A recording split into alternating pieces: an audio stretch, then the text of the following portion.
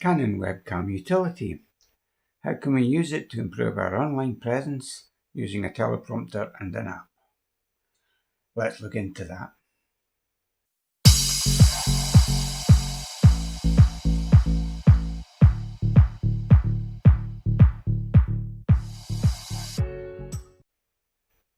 Hi, I'm Tom and you're watching Rumour Has It. Please subscribe for camera news, rumour and informed opinion. It's free to subscribe and it helps the channel grow. It also allows free entry to the subscriber draw for an AC battery adapter which works with the latest Canon cameras. See the link below for full details on how to enter. Before we start, I'd quickly like to mention this video is 2 weeks late. It was due to technical issues with Final Cut and my iPhone 12 Pro. I'll explain more in detail at the end of the video. I'd just like to thank Ian from IR Photo Tours for the mention in the meantime, and any viewers he brought to my channel. I'm just sorry for the delay in uploading any content. Now that Canon have officially released their webcam utility, we'll look at the benefits that brings, but first we'll start off with tips for any user interested in improving their online presence. Then we'll move on to more professional setup for business and other professionals. There's also some tips to help educators with online meetings when teaching students, now that lockdown's on us again. This might prove useful to more people out there, so feel free to share on social media. So how to engage better with other participants on a call and avoid that detached look that often comes when using a webcam or a camera which isn't on the same plane as your LCD monitor, especially with the trend to even larger screens. This view from above is typical when a webcam is placed above the monitor. Not a flattering look, especially for those thinning on top. Then there's another view from below. Both shots demonstrate another problem with webcams. That wide view often captures too much. If you have a DSLR or PowerShot camera, Canon's webcam utility brings the ability to significantly improve image quality and also gives lens options and superior autofocus capabilities of a DSLR. You just don't get that with a webcam, if you can find one. In fact, a DSLR will outperform even the best webcams on video and audio. Try it out, I'm sure you'll be impressed. Getting the camera on the same level as your face works best, and is likely your only option if you're using a DSLR. Using a small tripod stand is useful for getting the camera to the perfect height. Adding a video light is also beneficial. These can be purchased for as little as £20 online. Here I have a Supon L122T, which has intensity control and colour temperature controls displayed in a handy LED. I'll just switch it on.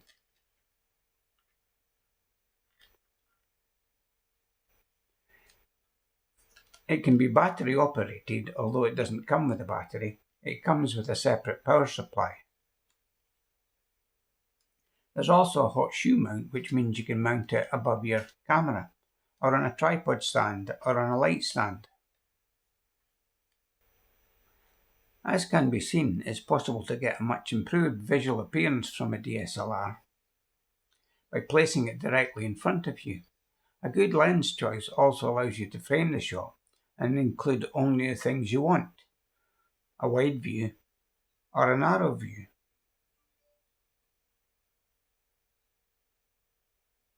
Next we look at some free software which will help you manage your online presence. OBS is a powerful yet simple to use broadcast mixer where you can manipulate video, audio, background and foregrounds.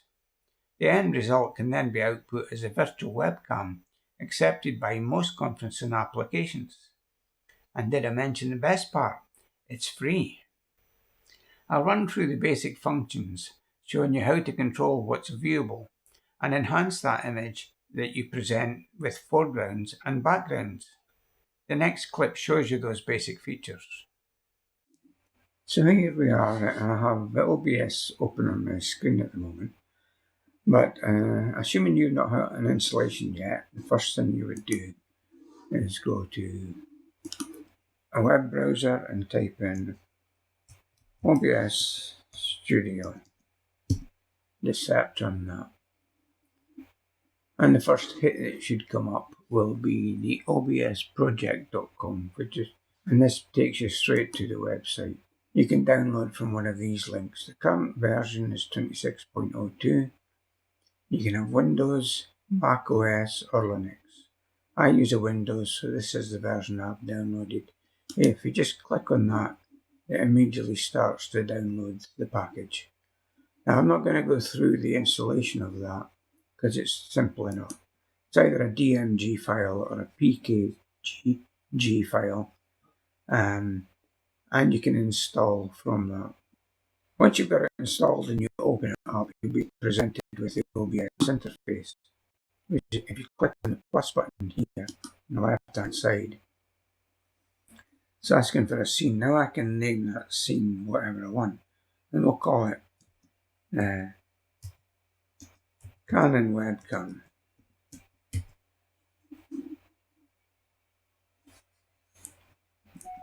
If I spell it. So Canon Webcam. So this is a new scene. I've just added Canon Webcam, and you can see in here there are no sources currently set up for that. Similarly, under sources, if I click on plus, you can add a source, and we'll add a video capture device. And we'll call that video capture device Webcam Utility. Click on that. And then underneath here, I look for a list of devices. But the one I'm looking for is the EOS Webcam Utility. So if I click on that, you can see I'm adding a screen now. Now the preset comes up as 720p.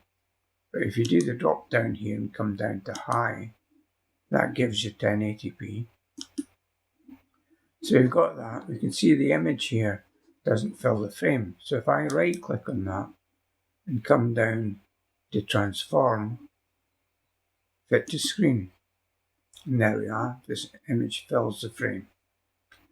Now you can see my green screen here. So to take care of that, what we do is highlight Webcam Utility, right click on it, and come down to filters. So we want to apply a filter to get rid of this green screen. If I click on plus, and chroma key is the one you're looking for. So add a chroma key, yeah. I'll just accept the default. I tell it which color my screen is, and then here just choose green screen. It gives you options for blue, magenta or custom. You can actually use this to remove any plain background if you go to custom. I'll leave it green screen. I'll stick with the defaults, they work very well. And you can see in the background my green screen is black now. I can now place any image I want on that. So if I come down and add an image, I'll add an existing image I've got. And that's the Lake District scene you've seen. You can see the picture is too big for the screen here. So I right click on it, I come down to transform and fit to screen. Now it fits the screen, but the ratio isn't good. So I right click on that, come down to transform again and say stretch to screen. And there you can see it fills the screen. Now because it appears above the camera, it takes precedence, and that's the image you see first. If I move it below the camera, you can see it's in the background now. So that's how you can control what's in your foreground and background. I use these up and down arrows to position the highlighted source where I want it to be. I click on image again and added another image. And this time I'll add image 3, which is the brick wall you've seen me use on occasions. Now if I move that down, and I'll move it to the bottom. So I've got webcam utility, Lake District, and my image 3. So if I switch off my camera, you see the background. If I switch off the background, you see the next one down, the next one in order appears. So you can move between these by deciding which is visible. So that's a quick way of switching your camera off. And you can assign that a hotkey in settings. You can assign a hotkey so that you can switch your camera off or kill your camera at any time. But another way of doing that, if I come down here, click on plus, and I'll create a scene. And this time I'll call it Post-it.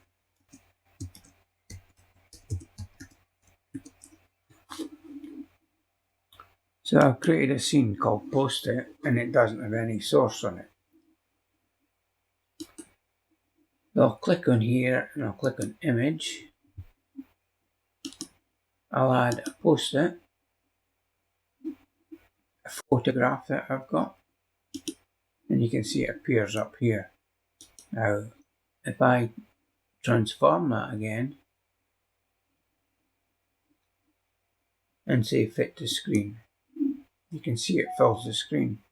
But because of the ratio, it doesn't stretch to the screen. And if I stretch it to the screen, the text will look strange. So we're not going to do that. What I want to do is I will add a color source.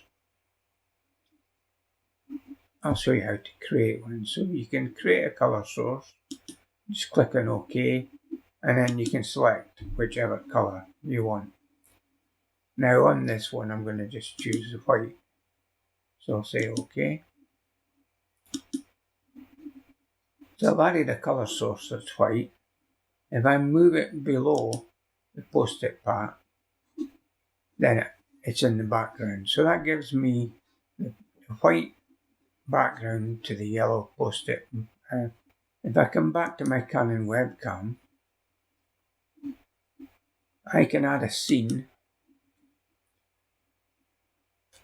I come down here to add a scene, and I'll choose that Post-it scene that we just created. And there you can see. So Post-it appears over the top of the image. So that's in the foreground. If I switch it off, you see the camera. On the camera, I can decide what appears on my green screen. Just by choosing, I can add a series of different things here. There's a whole host of different things I can add in at this point. I'm not going to go through each of them, it would take too long. So what I've done here is I've concentrated on showing you the basics to control your image and the image that you present to the webcam. And that's how you do it. You create a foreground, you create the backgrounds you want, and you create your webcam utility. Once you've got that, another thing that's worth learning is the Studio Mode. If I click on Studio Mode, in here you see on the right hand side, that is the live feed that you are now feeding as a webcam. On the left here is a preview that you can make changes in, and it doesn't appear in your webcam until you click transition. So in here I can change my background, and you can see it doesn't appear in the live screen until I click transition. I can also put my Post-it pad back on, and I can be talking to the audience or to the camera. And then when I'm ready to change and I want to have a break, or we're going to have a tea break, I just click on transition and it goes over. Now at that point you can choose to kill your audio as well. If we come down to the Canon I'll switch off that. I'll come down here. Now, if I want to add an audio source to my webcam, if I come down here and I click on Audio Input Capture, now I'll select an existing one I've got. I have an audio input device called Scarlett, and that's what I'll add here. And we'll add it, but it doesn't matter where that appears really, because that is your audio only. But I'll put it to the bottom here. Now you can see that the audio is not showing at the moment because I'm still on the previous transmit. If I now click transmit, you can see the audio source is now included, and that's included in what I'm transmitting to the webcam. Now to create your webcam output, if you come up to Tools and click on Start Virtual Webcam, and that means that virtual webcam is now working in the background. If I come to a product like Zoom, and open up Zoom, if I click on Settings, and I come down to Video, you can see I can choose the OBS virtual camera. Now I can also choose the EOS webcam utility, but then I lose any settings that I've got in the background. If I select OBS virtual camera, I get the controls that I was already set up in OBS. And in there, if I want to make a change, I'll change my background again. You can see I'm still broadcasting and my audio is still live from the previous transition. If I click on transition now to change my background, it changes real time in Zoom. So I hope you found that useful. What we'll do now is we'll go back to the main video now and we'll show how to use this in a Zoom call.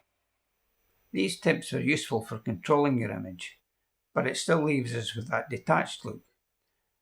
I'll show you how to fix that next. The next part of this video is more for professional users, content creators, and anyone who's prepared to invest in equipment to get the best results. As we've seen, the key to improving engagement is by looking directly at other participants. To achieve this, we need 4 things: a computer, a tablet, an app, and a teleprompter, in addition to the DSLR. There is a Windows version of this method, but as I'm a Mac user, I'll be demonstrating it using a MacBook, an iPad, an app called Air Display, and a teleprompter. The teleprompter is probably the item that you don't already own. They can be purchased for around £100. The one I'm using is a Glide Gear, which is a little bit more expensive. The other item you may not already have is the Air Display app. The reason you need an app like this is to get the ability to flip or reverse your image. This means the teleprompter view is correct while you're looking at it, and you could read text or anything that might be in the screen or introduced during a conference call. The next clip shows this setup operating during a Zoom call.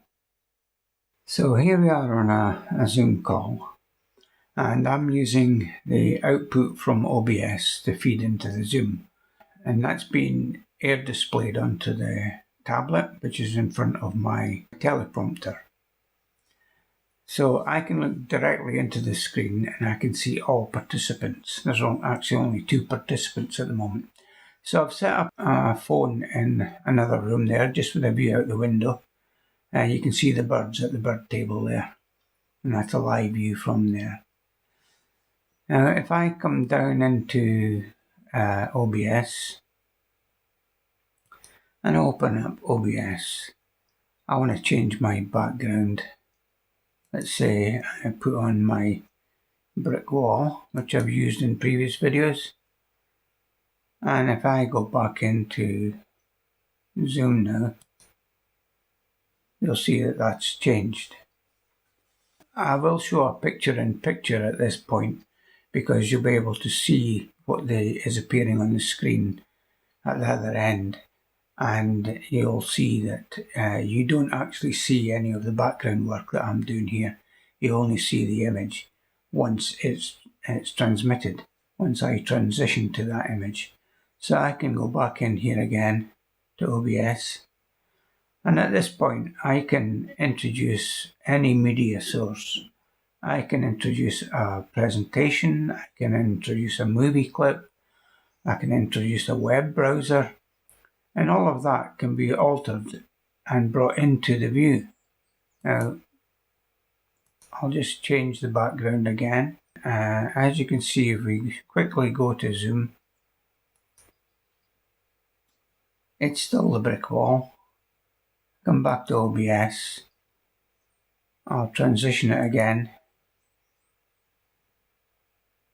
And we'll put a different photograph on. There you go. So we'll put a photograph on now. And we'll transition that over. We'll go to zoom. And there's the zoom image has now got that photograph. So I can look directly into the camera. I can see exactly what you can see. I can see my image on the bottom half. I can see the other participants. In this case, there's only one in the top half. That's the camera in the other room. I can see all of that. I can address them directly. I've got a much more professional image. I'm better lit. By no means I'm an expert at setting up a cinematic shot. But I'm sure you can see the power of this system. You can see that it's the ability to light your own shot, to have the camera pointed directly at you, the ability within OBS to introduce other media. It's an extremely powerful tool. It's going to be useful for joining meetings with friends and family. The power of it will enable people, professionals, to use it. And in the teaching profession, lecturers could use this to provide online lessons to their students. There's no end of possibilities with this. It's your own broadcast studio. I'll change back over now. The idea is that I'm going to piece this together now. I'll have the view that the camera in the room is picking up here of the teleprompter.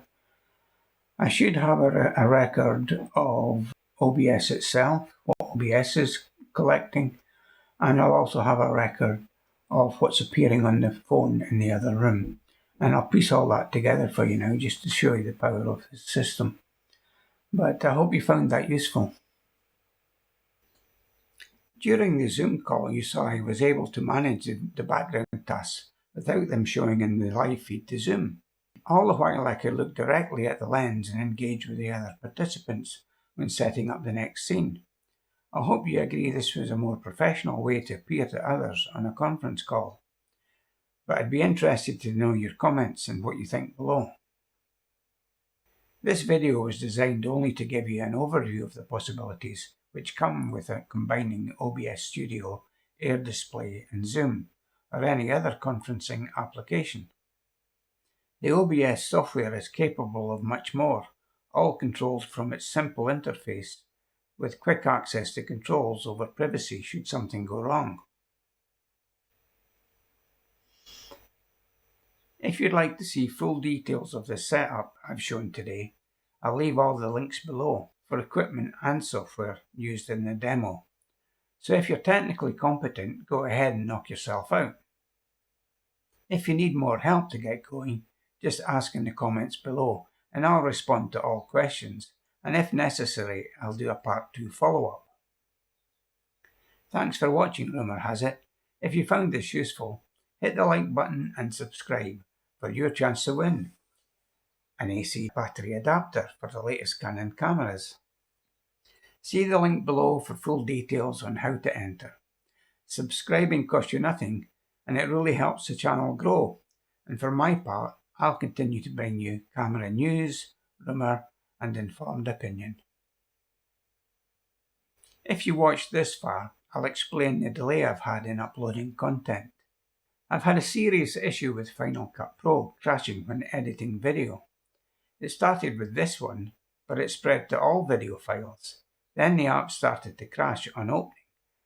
After days of debugging, I realised it all started after I bought my iPhone 12 Pro and included some video in the edits. I had to delete those videos from the library file even to get Final Cut Pro to open. But I was still having issues, so Apple suggested updating to Big Sur, the latest version, and the latest version of Final Cut. This solved some problems, but it brought others. I'm still not out of the woods, and I often have to restart and clear NVRAM to get a project file to open without crashing. It's really weird stuff. I'll be calling Apple again if this persists. Thanks for sticking around and listening to my woes. I hope to upload again soon.